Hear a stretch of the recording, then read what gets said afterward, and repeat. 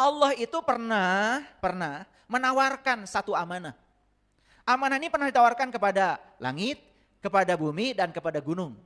Dan mereka semua menolak amanah itu, takut berkhianat. Tetapi di ayat yang tadi saya sampaikan, ternyata amanah itu dipikul, disanggupi oleh manusia. Makin jelas barangnya? Jadi amanah itu apa sebetulnya? Allah, pinter. Adalah kendaraan yang harusnya bisa mengantarkan sang jiwa untuk menemukan tempat asalnya. Mulih ke jati mulang kasal. Yang sulit memaafkan. Dan memaafkan itu, hadirin, memaafkan itu tidak akan terjadi kalau kita tidak memahami, tidak mengenal. Contoh, ada orang janji mau bayar utang sama kita. Janji hari ini nih. Ternyata hari ini tidak terjadi pembayaran itu. Kalau kita memahami, oh sebetulnya dia itu ingin bayar. Cuman hari ini mungkin belum berhasil. Saya doakan semoga dia diberi rezeki yang berlimpah. Telepon, udah gak usah dipikirkan. Tenang aja. Ketemu saya jangan bicara itu ya. Bicara yang lain-lain aja. Menenangkan. Lain kalau orang yang tidak pemaaf, tidak mau memahami. Awas ya ibu, ini udah hari Rabu nih. Wah, udah neken orang, betul nggak? Iya. Kalau nggak bayar hari ini, awas ya. Wah, orangnya kayak gitu, biasa rezekinya juga, ya segitu-gitu aja. Karena dia memikirkan yang tidak ada, yang akan ada tidak dia pikirkan. Akhirnya tidak berkelimpahan. Coba, salah berpikir. Sudah, kehidupan kita juga seperti itu. Makanya memaafkan itu harus dimulai dengan memahami. Memahami. Tidak menyalahkan. Positif selalu, kekuatan positifnya muncul. Dan orang-orang yang sempit, tidak bisa memahami, bisa justru menghukumi orang. Gimana sih kamu janji? Wah, sampai dimaki-maki orang dengan kata-kata yang kasar. Cuman uang yang tidak seberapa. Bahkan putus hubungan dengan keluarga. Makanya di Quran dikatakan, orang yang memutus hubungan dengan saudara, cuman karena urusan-urusan yang tidak penting. Dia sedang membiarkan dirinya masuk di lembah kebinasaan.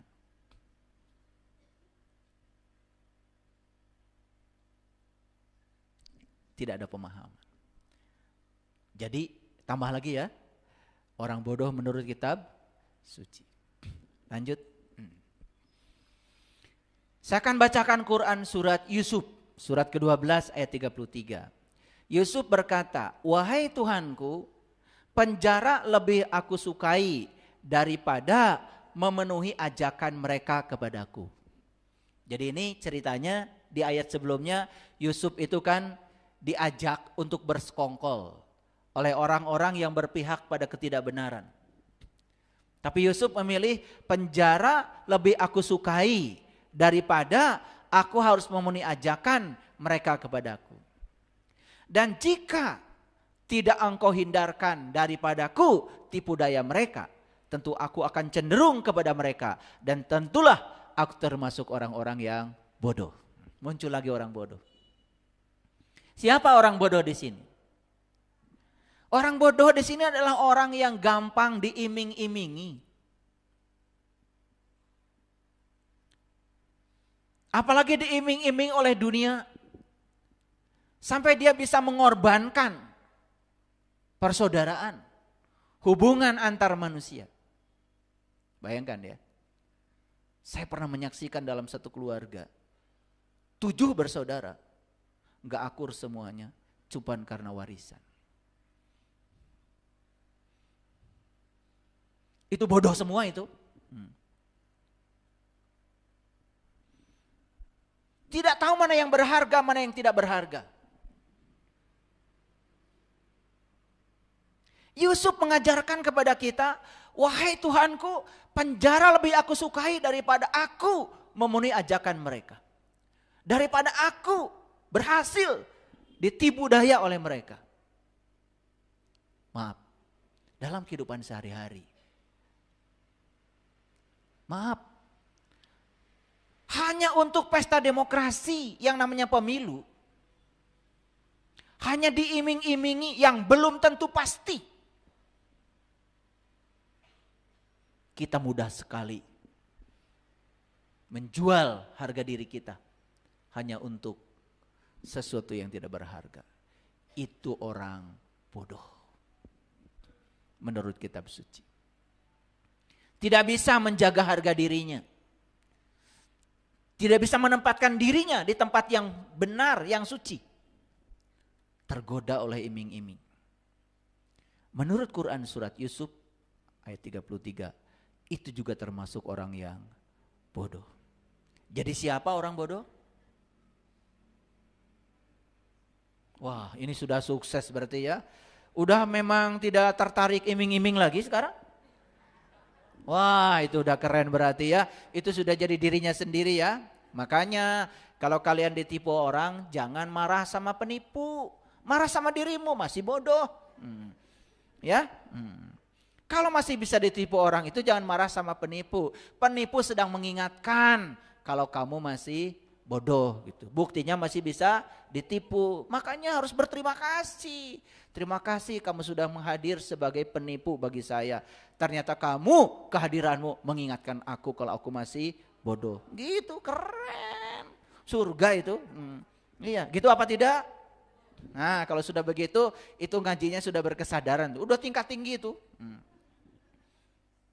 Udah tingkat tinggi. Ya. Nggak usah lapor sana lapor sini lah, ada yang nipu. Yang nipu itu cuma mengingatkan, alarm saja bahwa kita masih bodoh. Harus banyak belajar lagi. Itu orang bodoh menurut Al-Quran. Udah banyak kan? Udah banyak ya. Ini tentu saja saya akan batasi di durasi waktu saya 2 jam ini. Ya. Tetapi yang paling penting adalah setelah ini,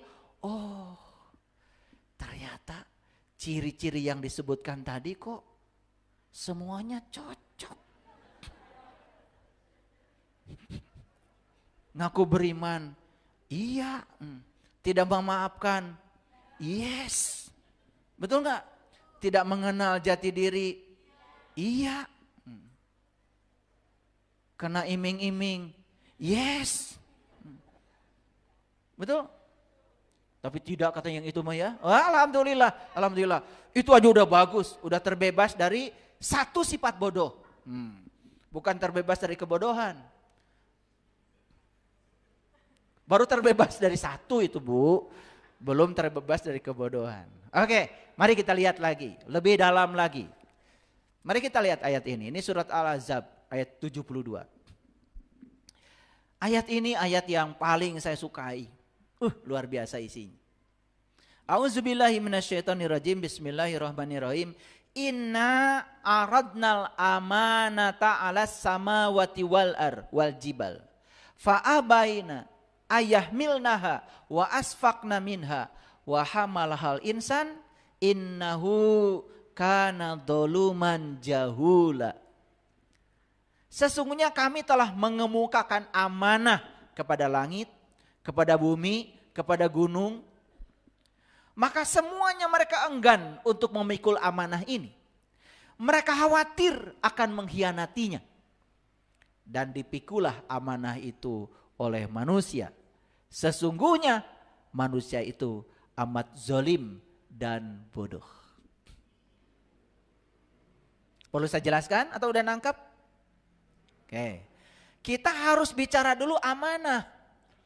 Apa amanah ini? Kalau nggak ngerti amanah, nggak akan ngerti ayat ini. Oleh karena itu saya lompati dulu ya ayat ini, biar kita bicara amanah. Nah, amanah ini asli bahasa Arab.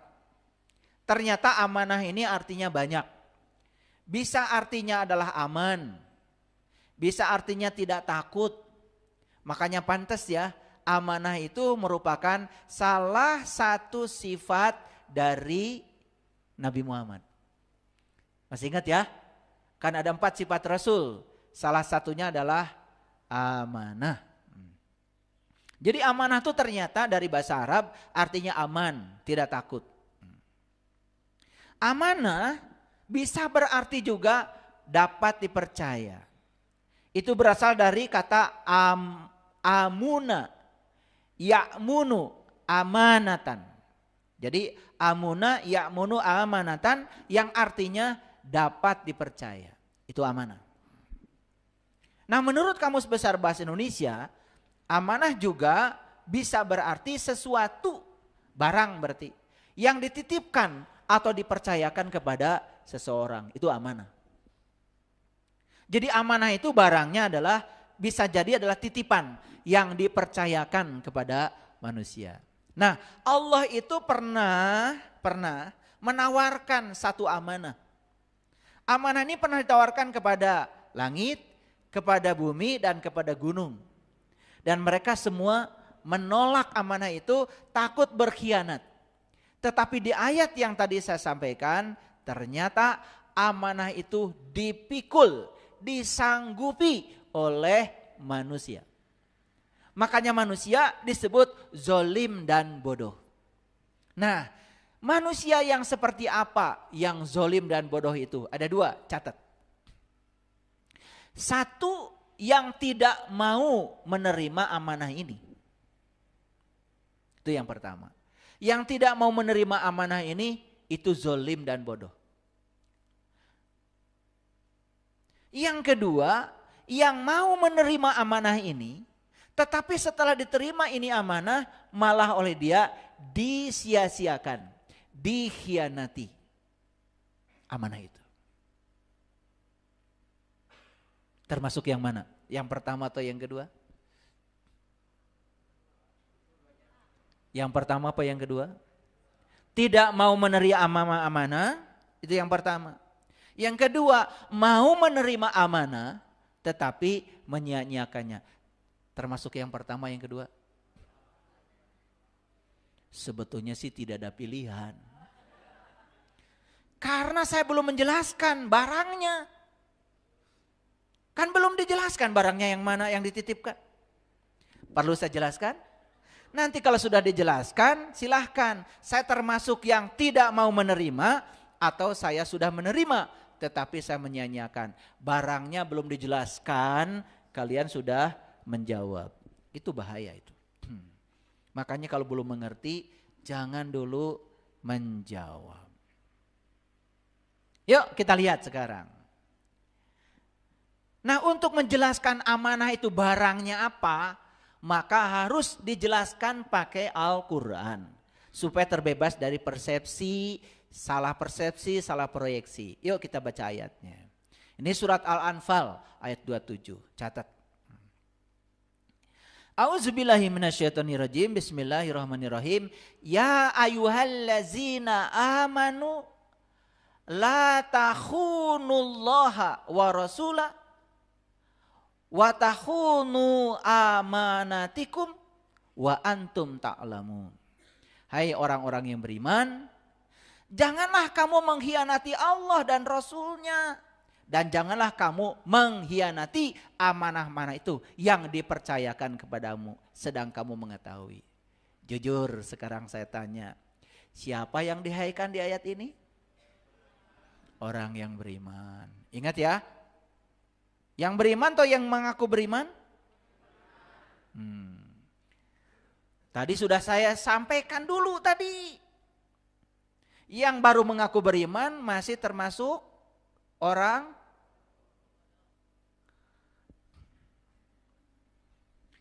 tadi masih ingat gak ciri orang bodoh? Saya sudah bicara dari tadi ini pada kemana aja? Tadi orang bodoh yang pertama tadi orang yang mengaku beriman, padahal sebetulnya dia itu cuma ngaku-ngaku aja. Ciri orang beriman tuh belum punya dia. Nih saya kasih tahu ciri orang beriman kata Quran. Yang pertama ciri orang beriman itu kata Quran, sholatnya khusyuk. Jadi yang tidak khusyuk sholatnya Ya nggak iman, gitu aja ngaji.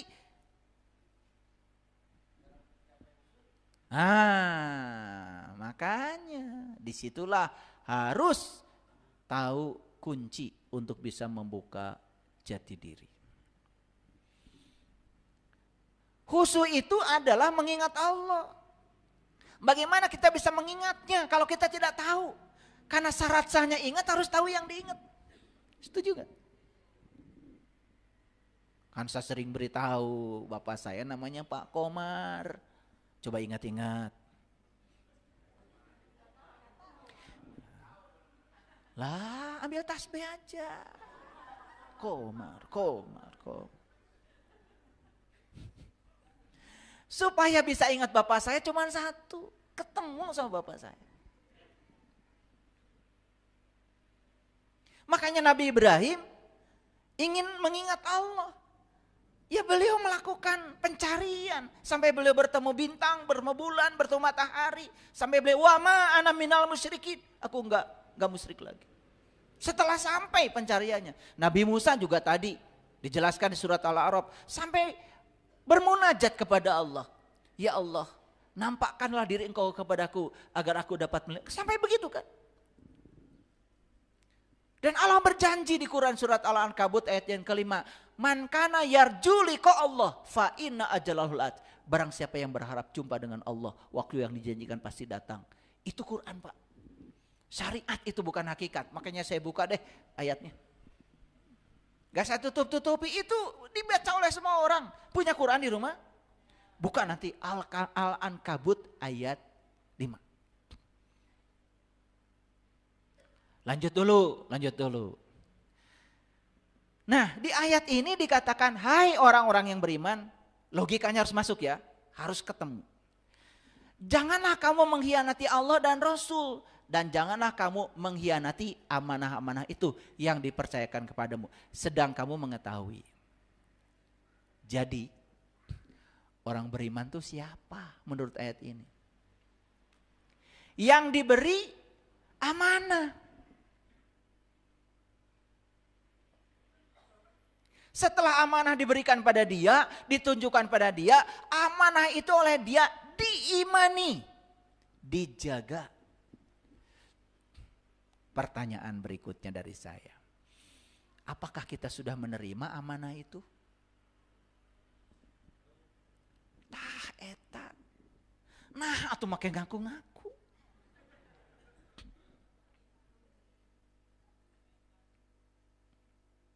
Karena selama ini kita itu kalau ngaji tidak pakai analisis. Tidak dikait-kaitkan. Ini masih bahasa syar'i, bahasa syariat. Harusnya otak kita berbicara.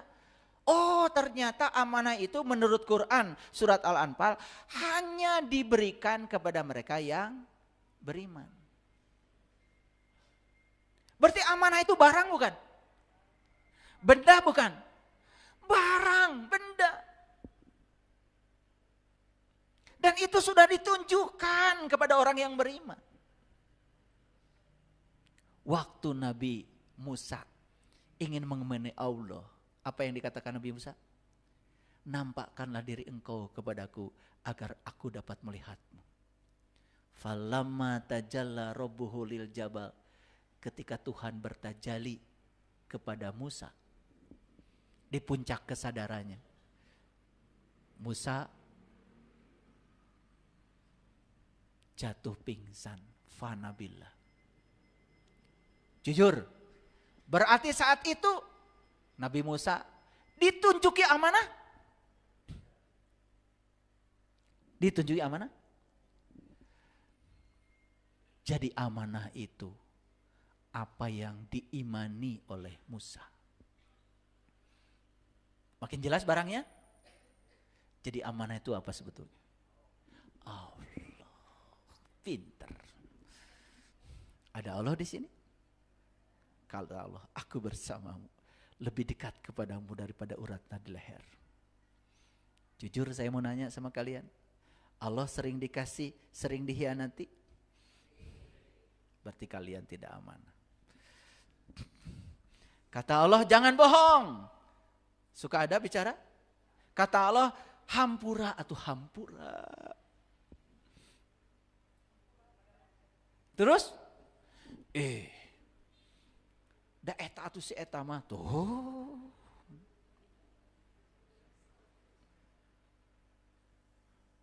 Makanya amanah ada kaitan dengan iman. Makanya orang yang dikasih amanah hanya orang yang beriman. Siapa orang yang sudah menyaksikan, yang sudah mengalami amanah itu. Makanya ini tidak bisa dipikul oleh langit, tidak bisa dipikul oleh bumi, tidak bisa dipikul oleh gunung. Hanya manusia yang bisa memikul itu. Kenapa? Karena hanya manusia yang diberi alatnya. Tubuh yang hebat ini adalah kendaraan yang luar biasa. Dan Allah mengatakan, aku menciptakan ciptaan ini hanya untuk mengenali aku.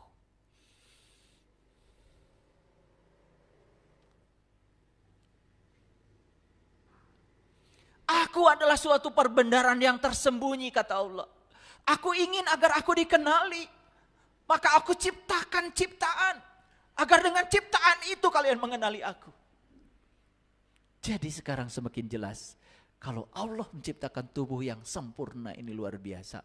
Adalah kendaraan yang harusnya bisa mengantarkan sang jiwa untuk menemukan tempat asalnya. Mulih ka jati mulangkasa. Jadi menurut